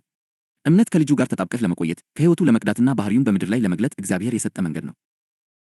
ማመን ጥበብ፣ ቴክኒክ አይደለም። ማመን እግዚአብሔር አንድ ነገር እንዲያደርግልህ የምትጠቀምበት የሰው ልጅ ጥበብ፣ ቴክኒክ ወይም ቀመር አይደለም። እውነተኛ ማመንህ በጸሎት መጨረሻ ላይ የኢየሱስን ስም እንደ መጨመር ባሉ ውጫዊ ድርጊቶች አይለካም። የእግዚአብሔር ቃል እንደሚያስተምርህ አብ ማንኛውም ሰው ሊኖረው የሚችለውን ፍላጎት ሁሉ አስቀድሞ አቅርቧል። እነዚያንም አቅርቦቶች ሁሉ በልጁ ውስጥ አኑሯል። በክርስቶስ በሚለው ስፍራ በእምነት ያለህን ስፍራና እኔ ማን ነኝ የሚለውን ማንነትን ስታውቅ በእርሱ ውስጥ ያሉትን አቅርቦቶች የመቀበል መብት ያንተ ይሆናል። ስለዚህ በክርስቶስ ካለህ ልጁ ያለው ሁሉ አስቀድሞ አለህ።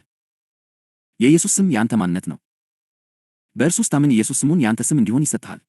የኢየሱስ ስም ይኑርህ ማለት በእግዚአብሔር ልጅ ስም ትታወቃለህ እንዲሁም ትገለጻለህ ማለት ነው። የኢየሱስ ስም እግዚአብሔር እንድትጠቀምበት የሰጠህ ቃል ብቻ አይደለም፣ እግዚአብሔር የሰጠ ስምህና የዘላለም ማንነትህ ነው። በጸሎት የኢየሱስን ስም ስትጠራ ቃላትን ከመናገር በላይ እያደረግህ ነው። ከእርሱ ጋር ያለህን አንድነት እያረጋገጠህና ከሕይወቱ ጋር መታወቂያህን እያወጅህ ነው። በስሙ ለመኖር መምረጥህ ማለት አሮጌ ስምህንና ማንነትህን በፈቃደኝነት ወደ ጎን ትተሃል ማለት ነው። ለአሮጌው ማንነት መሞት። ኢየሱስ የአሮጌውን ሰውህን መልክ ይዞ ወደ መስቀል ሲሄድ የዚያ አሮጌ ማንነት የሆነው ሁሉ ተሸክሞ ነበር። አንተም ለአሮጌው እኔ ማን ነኝ የሚለው ማንነትህ እንድትሞትና በእርሱ ውስጥ ፍጹም አዲስ ፍጥረት ሆነህ እንድትነሳ እርሱ ስለዚያ ማንነት ሞተ። ማመንህ በዚህ በክርስቶስ ያገኘኸውን አዲስ ደረጃ ማወቅ ነው። እርሱ የእግዚአብሔር ልጅ ስለሆነ አንተ በእርሱ ካለህ አንተም የእግዚአብሔር ልጅ ነህ። እርሱ ባለጠጋ ስለሆነ በእርሱ ባለጠጋ ነህ። እርሱ ጤነኛ ስለሆነ በእርሱ ጤነኛ ነህ። እርሱ ጻድቅ ስለሆነ በእርሱ ጻድቅ ነህ። ይህ በራስህ ጥረት ላይ ሳይሆን በክርስቶስ ባለው ስፍራ ላይ የተመሰረተ ነው። እምነት የልጁን ክብር ተካፋይ ያደርግሃል። ማመንህ ኢየሱስ እንዳለ ወይም ታላላቅ ነገሮችን እንዳደረገ በሐሳብ መስማማት ብቻ አይደለም። እውነተኛ ማመንህ እርሱ ማን እንደሆነና ምን እንዳለው ወደሚለው ተሞክሮ ውስጥ ይስብሃል። በእምነት የልጁን ክብር፣ ሕይወትና ርስት እንደራስህ ትቀበላለህ። የኢየሱስ ክብር በሰማይ ብቻ የምትቀበለው ነገር አይደለም። በእርሱ ውስጥ ስላለህ አሁኑኑ የአንተ ይዞታ ነው። በማመንህ አማካኝነት ያንን ክብር በተግባር ትይዛለህ፣ እንዲሁም ከእርሱ ጋር አንድ የመሆንን እውነታ ትኖራለህ። ማመንህ በክርስቶስ ያለው ሁሉ ወደ አንተ ሕይወት ተሞክሮ የሚመጣበት መለኮታዊ መስመርህ ነው። በማመን ውስጥ ያለው የእግዚአብሔር ዓላማ። እግዚአብሔር የሕይወትን ሥርዓት በዚህ መንገድ የቀረጸው አንተ በዕለት ተዕለት የሕይወት ተሞክሮችህ አማካኝነት ልጁን በተግባር እንድትወርስ ነው። የየቀኑ ፈተናዎችና ተግዳሮቶችህ አንተ ወደ እግዚአብሔር ልጅ እምነትና በእርሱ ሕይወት ላይ ወደ መደገፍ ጠለቅ ብለህ እንድትገባ የታሰቡ ናቸው። እያንዳንዱ ሁኔታ በራስ ከመታመን ተመልሰህ በክርስቶስ ባለህ ማንነት ላይ እንድታርፍ የምትማርበት የሥልጠና ሜዳህ ይሆናል። ወደ እውነተኛ ማመን የመምጣት ጥሪ። የአንተን መረዳትና አሰራር ከመጽሐፍ ቅዱስ እውነት ጋር እንድታስተካክል ተጠርተሃል። ይህ በየቅጽበቱ አንተ በክርስቶስ ክርስቶስም በአንተ ውስጥ ካለው እውነታ መኖርህ ነው። ማመንህን ከዚህ እውነት ጋር ስታስተካክል የአባትን ፈቃድ ትፈጽማለህ። እውነተኛ ማመን ዘወትር በዚህ እውነታ ውስጥ እንድትነቃ ያደርግሃል። የተወደድክ ሆይ፣ እግዚአብሔር የበለጠ መንፈሳዊ ለመሆን እንድትታገል እየጠራህ አይደለም። በማመንህ አስቀድመህ ከልጁ ጋር እንደተዋሃድህና በእርሱም ሙሉ በሙሉ እንደተሟላህ እንድታርፍ እየጠራህ ነው። በየቀኑ ራስህን ከዚህ እውነት ጋር አስተካክል። በፈቃዱ ሙላት ትመላለሳለህ። የእግዚአብሔርንም ልጅ ሕይወትና ክብር በዓለም ውስጥ ትገልጣለህ። የእምነት ምስጢር፣ ሁሉም ነገሮች በጻድቁ ልጅ በኩል መቀበል። ተወዳጆች ሆይ፣ ዛሬ ጥልቅ የሆነውን የእምነት ምስጢር እየገለጥን ነው። ይህ እውነት የእግዚአብሔር ጥበብ፣ የእግዚአብሔር ፍትሕና የእግዚአብሔር ፍቅር በሙሉ ስምምነት እንዴት አብረው እንደሚሰሩ ያሳያል። ቅዱስና ጻድቅ የሆነው አምላክ ጽድቁን ሳይጥስ እንዴት በረከቱን በሰው ልጆች ላይ እንደሚያፈስ ያብራራል። ቀደም ሲል ኃጢአተኞች የነበሩ ሰዎች አሁን በእግዚአብሔር ፊት ተቀባይነት አግኝተው ጸድቀውና ተባርከው እንዴት መቆም እንደሚችሉ ይገልጣል። ይህ ምስጢር ሙሉ በሙሉ በኢየሱስ ክርስቶስ ማንነት ላይ የተመሰረተ ነው። በመጀመሪያ እግዚአብሔር ማን እንደሆነ መረዳት አለብን። እግዚአብሔር ኃያል ብቻ አይደለም። እግዚአብሔር አፍቃሪ ብቻ አይደለም። እግዚአብሔር ደግሞ ፍጹም ጻድቅ ነው። ባህሪው ሙሉ በሙሉ ቅዱስ፣ ሙሉ በሙሉ ትክክለኛና ሙሉ በሙሉ ንጹሕ ነው። የሚያደርገው ነገር ሁሉ ከዚህ ጽድቁ የሚመነጭ ነው። እግዚአብሔር ከቅዱስ ባህሪው ውጪ የሚሰራበት አንድም ቅጽበት የለም። ፍትሑ ከእርሱ የሚመነጨውን እያንዳንዱን ውሳኔ፣ እያንዳንዱን ፍርድና እያንዳንዱን በረከት ይገዛል። መዝሙር 145 17 እግዚአብሔር በመንገዱ ሁሉ ጻድቅ ነው፣ በሥራውም ሁሉ ቸር ነው ይላል። ይህ ማለት እያንዳንዱ የእግዚአብሔር ተግባር ከጽድቅ ጋር የሚስማማ ነው ማለት ነው። በእርሱ ዘንድ ዓመፃ የለም። በባህሪው ላይ ድርድር የለም። በማንነቱ ውስጥ ምንም አይነት የክፋት ጥላ የለም። የእግዚአብሔር ቃል በዘዳግም 32:4 ላይ ባህሪውን በበለጠ እንዲህ ይገልጸዋል። እርሱ አምላክ ነው፣ ሥራው ፍጹም ነው፣ መንገዱም ሁሉ የቀና ነው። የታመነ አምላክ፣ ክፋትም የሌለበት፣ እርሱ ጻድቅና ቅን ነው። ስለዚህ መግለጫ ያስቡ። መንገዱ ሁሉ የቀና ነው። እያንዳንዱ ፍርዱ ፍጹም ነው። እያንዳንዱ ውሳኔው ጻድቅ ነው። እግዚአብሔር ከገዛ ባህሪው ጋር የሚቃረን ምንም ነገር ማድረግ አይችልም።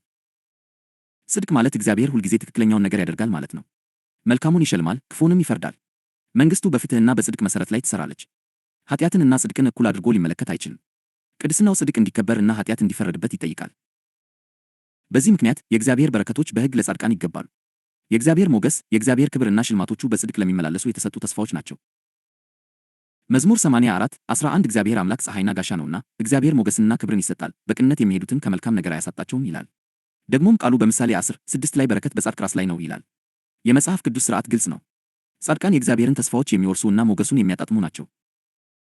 ነገር ግን እዚህ ጋር ለሰው ዘር ትልቅ ችግር ይገጥመናል። መጽሐፍ ቅዱስ በማንኛውም የሰው ልጅ በገዛ ጥረቱ በእግዚአብሔር ፊት ጻድቅ እንዳልሆነ ይገልጣል። ማንም ሰው በተፈጥሮ የእግዚአብሔርን ፍጹም የቅድስና መስፈርት አያሟላም። ሐዋርያው ጳውሎስ ይህንን እውነት በሮሜ 3:10 ላይ እንዲህ ሲል በግልጽ ያውጃል፣ ጻድቅ የለም አንድ ስንኳ።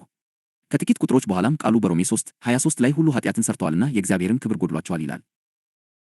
እያንዳንዱ የሰው ልጅ በኃጢአት ተነክቷል። እያንዳንዱ የሰው ሕይወት ከእግዚአብሔር ፍጹም ጽድቅ ጎድሏል። ማንም ሰው ፍጹም ታዛዥ ነኝ ሊል አይችልም። ማንም ሰው ፍጹም ንጹሕ ነኝ ሊል አይችልም። ማንም ሰው በራሱ ታሪክ ላይ ተመስርቶ በእግዚአብሔር ፊት ቆሞ የሰማይን በረከቶች ይገባኛል ሊል አይችልም። ይህ የማይቻል የሚመስል አጣብቂኝ ይፈጥራል። በአንድ በኩል እግዚአብሔር የሰውን ልጅ ለመባረክ ይፈልጋል። ልቡ በፍቅር የተሞላ ነው። ምሕረቱ ወደ ሰው ልጆች ይደርሳል። ከፈጠረው ፍጥረት ጋር ኅብረት ማድረግ ይፈልጋል። በሌላ በኩል ደግሞ ጽድቁ ፍትሕን ይጠይቃል። እግዚአብሔር ኃጢአትን ዝም ብሎ ችላ ሊል አይችልም። ዓመፃን እንደ ጽድቅ አድርጎ ሊያስመስል አይችልም። እግዚአብሔር ዓመፃቸውን ሳይፈታ በረከቱን በኃጢአተኛ ሰዎች ላይ ቢያፈስ ኖሮ የገዛ ፍትሑን ጥሷል ማለት በሆነ ነበር። ነገር ግን እግዚአብሔር የገዛ ማንነቱን መካድ አይችልም። 2 ጢሞቴዎስ 2:13 ባናምነው እርሱ የታመነ ሆኖ ይኖራል፣ ራሱን ሊክድ አይችልምና ይላል። ባህሪው ሊለወጥ አይችልም። ጽድቁ ሊደራደር አይችልም። ስለዚህ ጥያቄው ይነሳል። ጻድቅ የሆነው አምላክ የገዛ ፍትሑን ሳይጥስ ዓመፀኞችን እንዴት ሊባረክ ይችላል? መልሱ የሚገኘው በኢየሱስ ክርስቶስ ውስጥ ነው። እግዚአብሔር ኃጢአተኛ ሰዎች በገዛ ጥረታቸው ለጽድቅ ብቁ እንዲሆኑ ከመሞከር ይልቅ ፍጹም ጻድቅ የሆነውን ልጁን ወደ ዓለም ላከ። ኢየሱስ ክርስቶስ እንደ ነውር የሌለበት የእግዚአብሔር በግ መጣ። የሙሉ ታዛዥነት ሕይወት ኖረ። የእግዚአብሔርን ሕግ ፍጹም በሆነ መንገድ ፈጸመ። አንድም ጊዜ አልተሳሳተም። አንድም ጊዜ ኃጢአት አልሰራም። ዕብራውያን 4:15 እንዲህ ይለናል፣ ከኃጢአት በቀር በነገር ሁሉ እንደኛ የተፈተነ ነው እንጂ በድካማችን ሊራራልን የማይችል ሊቀ ካህናት የለንም። ኢየሱስ የሰው ልጆች የሚጋፈጡትን እያንዳንዱን የፈተና አይነት አሳልፏል። ሆኖም ግን ሙሉ በሙሉ ጻድቅ ሆኖ ቆይቷል። በአገልግሎቱ መጀመሪያ ላይ ሰማይ ራሱ ስለ እርሱ መሰከረ። ኢየሱስ ሲጠመቅ የአብ ድምፅ ከሰማይ መጥቶ ደስታውን ገለጠ። ወንጌል ይህንን ቅጽበት በማቴዎስ 3:17 ላይ እንዲህ ሲል ይዘግባል፣ በእርሱ ደስ የሚለኝ የምወደው ልጄ ይህ ነው። የእግዚአብሔርን ጽድቅ ሙሉ በሙሉ ያረካ ብቸኛው ሰው ኢየሱስ ነው። ሕይወቱ አብን ፍጹም በሆነ መንገድ ደስ ያሰኘ ብቸኛው እርሱ ነው። ስለዚህ እያንዳንዱ በረከት፣ እያንዳንዱ ተስፋና እያንዳንዱ የሰማይ ሽልማት በሕግ ለእርሱ ይገባል። ነገር ግን የእግዚአብሔር ዕቅድ ልጁን ከመሸለም በላይ የሆነ ታላቅ ነበር። እግዚአብሔር ርስቱ የክርስቶስ ብቻ እንዲሆን አልፈለገም። በጥበቡና በፍቅሩ ሰዎች በልጁ ጽድቅና ርስት ውስጥ እንዲካፈሉ መንገድ አዘጋጅ። ወደዚህ እውነታ የሚያስገባው ደጅ ደግሞ እምነት ነው። ኢየሱስን መቀበል ማለት እርሱን እንደ አዳኝ ብቻ መቀበል ሳይሆን የማንነቱን ሙላት ሁሉ ማቀፍ ማለት ነው። ይህም ጽድቁን፣ ክብሩን፣ ድሉንና እንደ እግዚአብሔር ልጅነቱ ያለውን መብት ሁሉ ያጠቃልላል። ኢየሱስን በእምነት ስንቀበል እርሱ የሆነውንና ለእኛ ያከናወነውን ሁሉ ደግሞ እንቀበላለን። ይህ እኛ ባደረግነው ወይም ልናደርገው በምንችለው ነገር ላይ የተመሰረተ ሳይሆን እርሱ ማን እንደሆነ ባለን እምነት ላይ ብቻ የተመሰረተ ነው። በኢየሱስ በማመናችን የእርሱን መለኮታዊ ባህሪ ዋጋና መብት ሁሉ እንደ ራሳችን አድርገን እንቀበላለን። ይህም የሚገባን ስለሆነ ሳይሆን በእምነት ከእርሱ ጋር በመባበራችን ዩኒየን ምክንያት ነው። በሌላ ሰው ጽድቅ ላይ ተመስርቶ ዋጋን የመቀበል መርህ በቅዱሳት መጻሕፍት ውስጥ በጥልቀት ስር የሰደደ ነው። በማቴዎስ 10:40-41 ላይ እንዲህ እናነባለን፣ እናንተን የሚቀበል እኔን ይቀበላል፣ እኔንም የሚቀበል የላከኝን ይቀበላል። ነቢይን በነቢይ ስም የሚቀበል የነቢይን ዋጋ ይወስዳል፣ ጻድቅንም በጻድቅ ስም የሚቀበል የጻድቁን ዋጋ ይወስዳል። ይህ ክፍል አንድን ሰው በእምነት በመቀበልና ከእርሱ ጻድቅነት ጋር በተያያዙ በረከቶች መካከል ያለውን ግንኙነት ያጎላል። ኢየሱስን እንደ ጻድቅ የእግዚአብሔር ልጅ አድርገን ስንቀበል እርሱን ዕውቅና መስጠት ብቻ ሳይሆን ለእርሱ የሚገባውን ዋጋ ተካፋይ እንሆናለን። ይህ እንዲሁ ላይ ላዩን የሚደረግ አቀባበል ሳይሆን ወደ ኢየሱስ መብቶች በር የሚከፍት ለዋጭ ተግባር ነው። በእርሱ ላይ እምነታችንን ባደረግንበት ቅጽበት የጽድቁን፣ የክብሩንና በአብ ፊት ያለውን ስፍራ ሙሉ ጥቅሞች እንቀበላለን። ዕብራውያን 11:6 ላይ እንዲህ የሚል ማሳሰቢያ ተሰጥቶናል፣ ያለ እምነትም ደስ ማሰኘት አይቻልም። ወደ እግዚአብሔር የሚደርስ እግዚአብሔር እንዳለ ለሚፈልጉትም ዋጋ እንዲሰጥ ያምን ዘንድ ያስፈልገዋልና። የሰማይን የበረከት መዝገቦች የሚከፍተው ቁልፍ እምነት ነው። እግዚአብሔር በነፃ የሚሰጠንን በረከቶች ለመቀበል የምንችለው በተስፋ ቃሎቹና በባህሪው በመታመን ነው። የጸጋውን፣ የምህረቱንና የዘላለም ሕይወቱን ባለጠግነት የምናገኘው በእምነት ብቻ እንጂ በሥራችን ወይም በጥረታችን አይደለም። እምነታችን ከኢየሱስ ሕይወት፣ ሞትና ትንሣኤ ዋጋዎች ጋር በቀጥታ ያገናኘናል። እርሱ የሆነውን ሁሉ ለእኛ እንዲገኝ ያደርገዋል። ዮሐንስ 1:11-12 ይህንን እውነት እንዲህ በማለት ያጸናዋል፣ የእርሱ ወደ ሆነው መጣ፣ የገዛ ወገኖቹም አልተቀበሉትም። ለተቀበሉት ሁሉ ግን በስሙ ለሚያምኑት ለነርሱ የእግዚአብሔር ልጆች የሆኑ ዘንድ ሥልጣንን ሰጣቸው። ይህ እንዲሁ የስም ለውጥ ብቻ አይደለም፣ የማንነታችን ጥልቅ ለውጥ ነው። በኢየሱስ ባለን እምነት የእግዚአብሔር ልጆች እንሆናለን፣ እንደ እግዚአብሔር ልጅነቱ ያለውን ሁሉ ወራሾች እንሆናለን። በእምነት ወደ አዲስ እውነታ እንገባለን። ይህም የኢየሱስ የልጅነት መብቶች የእኛ የሚሆኑበት እውነታ ነው። ነገር ግን በማቴዎስ 13:54-58 እንደሚታየው በኢየሱስ የትውልድ መንደር የነበሩ ሰዎች በእርሱ ለማመን ስለተቸገሩ ሁሉም ሰው ይህንን እውነት ሊረዳ አልቻለም። ታምራቱን ቢያዩና ትምህርቱን ቢሰሙም እርሱን እንደ እግዚአብሔር ልጅ ሊቀበሉት አልቻሉም። አለማመናቸው እርሱ ሊሰጣቸው የነበረውን በረከቶችና ታምራት እንዳይቀበሉ አገዳቸው። ይህ ክፍል አለማመን እንዴት መለኮታዊ ዋጋዎችን ሊያግድ እንደሚችል ያሳያል። ስለዚህ እምነት የኢየሱስን በረከቶች ሁሉ የሚከፍት ቁልፍ ነው። በእርሱ በማመን ጽድቁን፣ ክብሩን፣ የዘላለም ሕይወቱንና እንደ እግዚአብሔር ልጅ የተቀበለውን ሙሉ ርስት እናገኛለን። ሮሜ 4:1-8 አብርሃም በእምነት እንጂ በሥራ እንዳልጸደቀ በመግለጽ ይህን ሐሳብ ያስፋፈዋል። አብርሃም እግዚአብሔርን አመነ፣ ጽድቅም ሆኖ ተቆጠረለት። የእኛም ጽድቅ እኛ በምናደርገው ላይ ሳይሆን በኢየሱስ ላይ ባለን እምነት ላይ የተመሠረተ ነው። ለማይገባቸው ለሚሰማቸው ወይም ፍጹም ለመሆን ለሚታገሉ ሰዎች ይህ እጅግ ታላቅ የምሥራች ነው። በኢየሱስ ባለን እምነት ጽድቁን እንደ ዋጋ እንቀበላለን። ልንሰራበት ወይም ልንታገለት አያስፈልገንም። ዝም ብለን በእርሱ እናምናለን፣ የእርሱም ጽድቅ የእኛ ይሆናል። የእግዚአብሔር ጸጋ ይህ ነው፣ በሥራ የማይገኝ ነገር ግን በኢየሱስ ለሚታመኑ በነፃ የሚሰጥ ስጦታ ነው። በእምነት እንለወጣለን፣ ወደ ልጅነት መብቶችም እንገባለን። ይህም ኢየሱስ ያለውን ሁሉና እርሱ የሆነውን ሁሉ የመቀበል መብትን ይጨምራል። አንደኛ ዮሐንስ 5:1-4-5-10-15 በኢየሱስ ባለን እምነት የዘላለም ሕይወት እንዳለን ያሳስበናል። ኢየሱስ ክርስቶስ እንደሆነ የሚያምን ሁሉ ከእግዚአብሔር ተወልዷል፣ ወላጁንም የሚወድ ሁሉ ከእርሱ የተወለደውን ደግሞ ይወዳል። በእምነት ዳግመኛ እንወለዳለን፣ እንዲሁም ዓለምን እንድናሸንፍ ኃይል ይሰጠናል። አንደኛ ዮሐንስ 5:4 እንደሚለው ከእግዚአብሔር የተወለደ ሁሉ ዓለምን ያሸንፋልና ዓለምንም የሚያሸንፈው እምነታችን ነው። ኢየሱስ አስቀድሞ ያገኘው ይህ ድል በእምነት የኛ እንዲሆን ተሰጥቶናል። በመጨረሻም አንደኛ ዮሐንስ 5:10-12 የዘላለም ሕይወት በልጁ ውስጥ እንደሚገኝ ያስተምራል። ልጁ ያለው ሕይወት አለው፣ የእግዚአብሔር ልጅ የሌለው ሕይወት የለውም። የዘላለም ሕይወት በሥራ የምናገኘው ነገር አይደለም፣ በኢየሱስ ክርስቶስ ባለን እምነት የሚቀበሉት ነው። የተወደዳችሁ ይህንን እውነት በመንፈሳችሁ ጆሮ ስሙ። በኢየሱስ ማመን ስለ እውነታዎች ላይ ላይን መስማማት አይደለም። ዝም ብሎ አዳኝ መሆኑን ማመን ብቻ አይደለም። ማመን ማለት እናንተ ወደ እርሱ ሕይወት የምትገቡበት፣ ከእርሱ ጋር አንድ የምትሆኑበት እና እርሱ የሆነውን ያለውን ሁሉ የምትካፈሉበት እግዚአብሔር የሾመው መንገድ ነው። እውነተኛ ማመን አሮጌው ማንነታችሁ ሞቶ የእግዚአብሔር ልጅ ሕይወት የእናንተ ሕይወት የሚሆንበት መለኮታዊ ልውጥ ነው። ታዲያ በዚህ እውነት ምን ማድረግ አለባችሁ? ራሳችሁን በየቀኑ በክርስቶስ ውስጥ ማየት አለባችሁ። በየቀኑ ጠዋት ስትነሱ እኔ በክርስቶስ ነኝ፣ ክርስቶስም በእኔ ነው፣ ሕይወቱ ሕይወቴ ነው ማለት አለባችሁ። የአሮጌው ማንነታችሁን ውሸት ማመን እምቢ ማለት አለባችሁ። የጥፋተኝነት ስሜት፣ ፍርሃት ወይም ድክመት ሲመጣባችሁ በክርስቶስ ካላችሁ ስፍራ ሆናችሁ መመለስ አለባችሁ። እንዲህም በሉ፣ እኔ በክርስቶስ የእግዚአብሔር ጽድቅ ነኝ፣ በተወደደው በእርሱ ተቀባይነት አለኝ፣ እኔ ከድል አድራጊዎች እበልጣለሁ። እምነት እውነታችሁን እንዲቀጥስ መፍቀድ አለባችሁ። ከክርስቶስ ሕይወትና ድል ጋር እንደተዋሃደ ሰው መናገር፣ ማሰብና መስራት አለባችሁ። ከሁሉ በላይ ደግሞ በእምነታችሁ የእግዚአብሔር ልጅ በእናንተ ውስጥ እንዲገለጥና ክብሩ በሕይወታችሁ እንዲታይ ለእግዚአብሔር ዓላማ መኖር አለባችሁ። ሮሜ 8:32 እንደሚለው ለገዛ ልጁ ያልራራለት ነገር ግን ስለ ሁላችን አሳልፎ የሰጠው ያው ከእርሱ ጋር ደግሞ ሁሉን ነገር እንዲያው እንዴት አይሰጠንም? ስለዚህ የቀኑ መናዘዛችሁ ይህ ይሁን። ገላትያ 2:20 ከክርስቶስ ጋር ተሰቅያለሁ፣ እኔም አሁን አልኖርም፣ ክርስቶስ ግን በእኔ ይኖራል። አሁንም በሥጋ የምኖርበት ኑሮ በወደደኝና ስለ እኔ ራሱን በሰጠው በእግዚአብሔር ልጅ ላይ ባለ እምነት የምኖረው ነው። ሕይወቱ ሕይወቴ ነው፣ ስሙ ስሜ ነው፣ ድሉ ድሌ ነው። አምናለሁ፣ እርሱ በሆነው ሁሉ ሙላት ውስጥም እኖራለሁ።